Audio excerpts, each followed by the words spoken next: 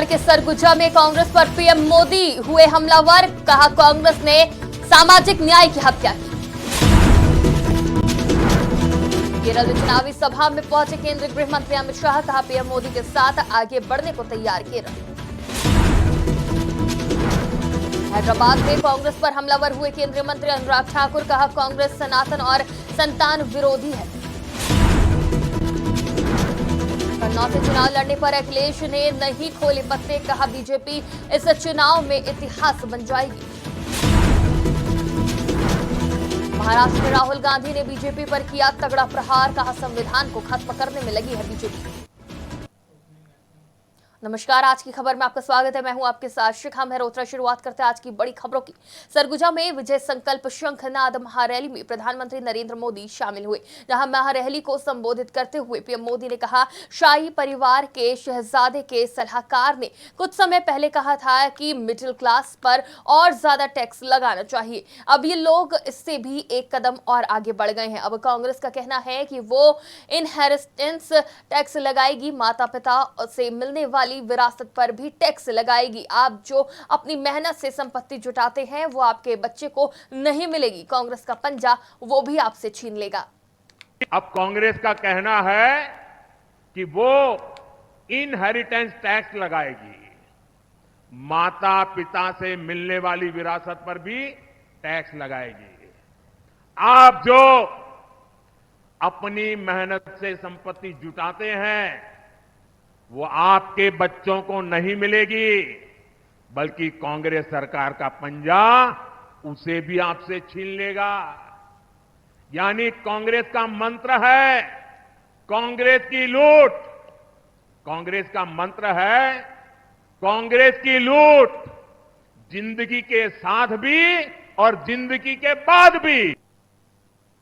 UP की high profile Kannauj Lok Sabha seat पर सपा ने प्रत्याशी घोषित कर दिया है।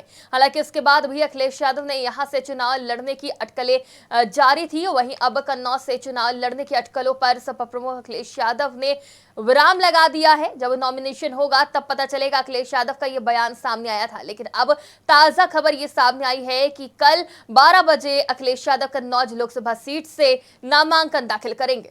नॉमिनेशन होगा तो आपको पता लग जाएगा कौन है यार, और हो सकता है नॉमिनेशन से पहले ही आपकी जानकारी होगी। कन्नौज का ऐतिहासिक जीत का है।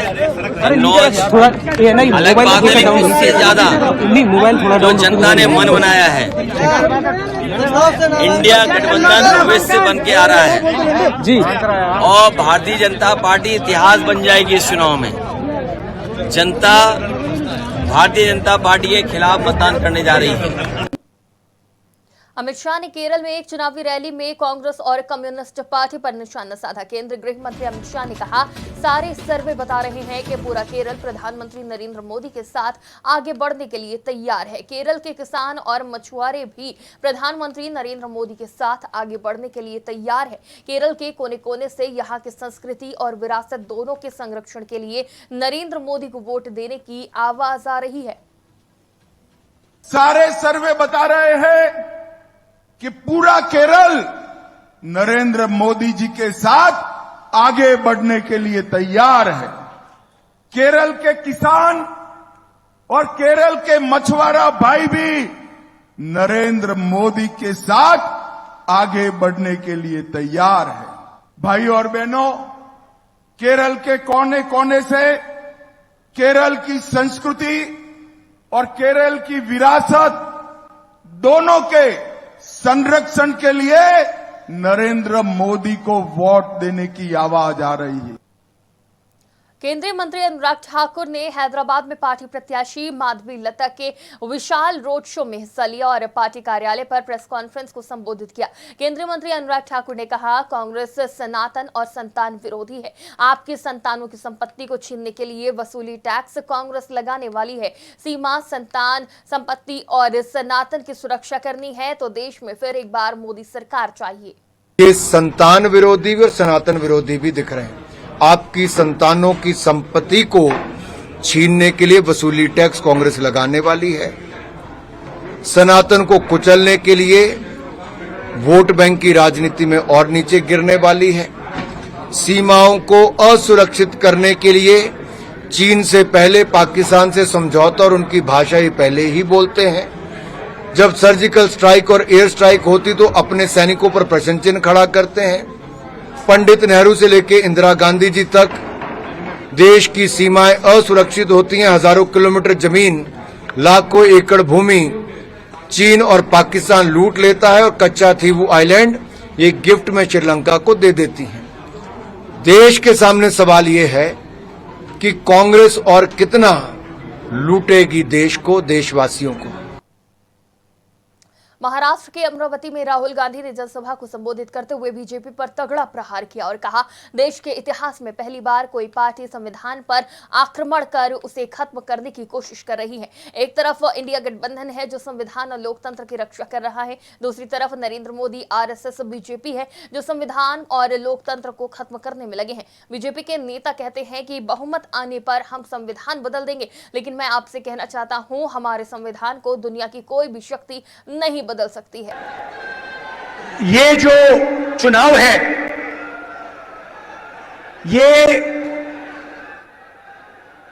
संविधान और लोकतंत्र को बचाने का चुनाव है।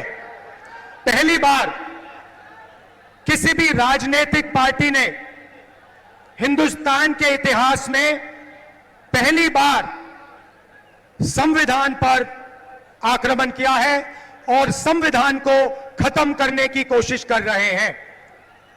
तो एक तरफ इंडिया गठबंधन जो संविधान की रक्षा कर रहा है और लोकतंत्र की रक्षा कर रहा है, और दूसरी तरफ नरेंद्र मोदी, आरएसएस और बीजेपी जो संविधान को, लोकतंत्र को खत्म करने की कोशिश कर रहे हैं।